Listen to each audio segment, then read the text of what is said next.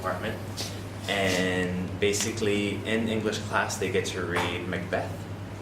And once they are done with that, because all of the grade 9s have art at the same time, like all of the different disciplines are happening at the same time, then we're able to collaborate. And we did this unit last year for the very first time, and I think it was a great success because students were very happy about it. And basically we made a trailer for a fictitious movie inspired by one of the themes in Macbeth. So it was not about replicating a part of the play, it was not about retelling the story, it was about creating a new context to explore one of the themes in the play. So then we made 12 different teams. Each team had students from all of the different disciplines. So that was a very different experience for them to see the interconnectedness of the different disciplines. And here we see some of our drama students in front of the camera and some of the media students. In grade 10, the aim is to have more, or for projects to have more real life applications. So for example, in drama, students work with theater of education, and basically they work with some of the EY students or some of the grade 1s actually this year. They get to work with them in their play. So it's not really just devising theater, it's finding a purpose or an application of theater for a real life application. In similar case for the rest of the disciplines.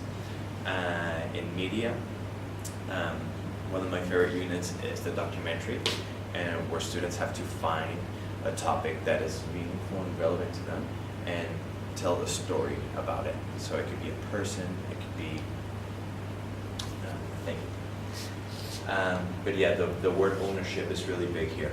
Okay, grade 10 is also the year of their personal project. So it's kind of a big year for them as they close their MYP cycle and begin to think about DP.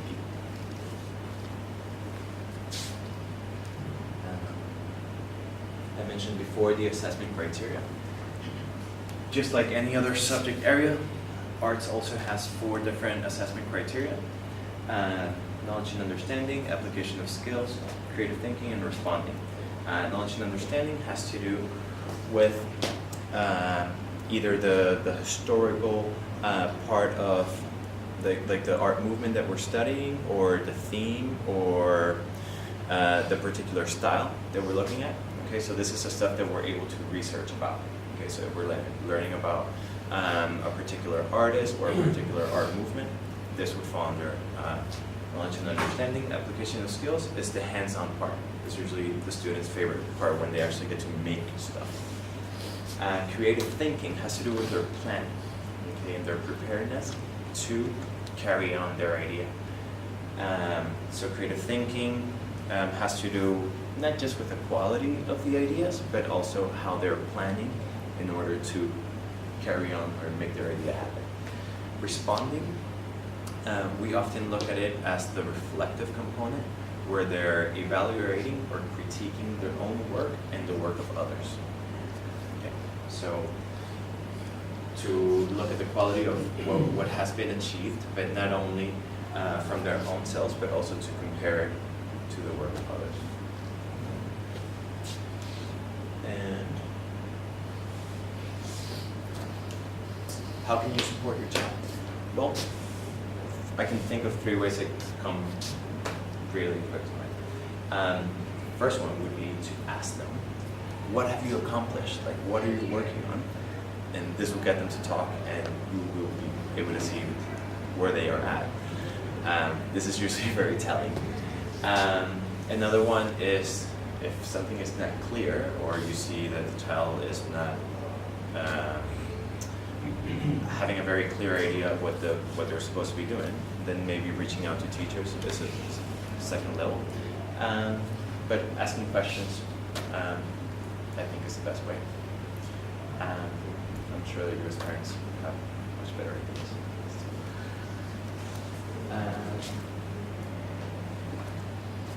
Questions? That means that we did a really good job. Thank you so much, Mr. Cordes. Is that it? Okay.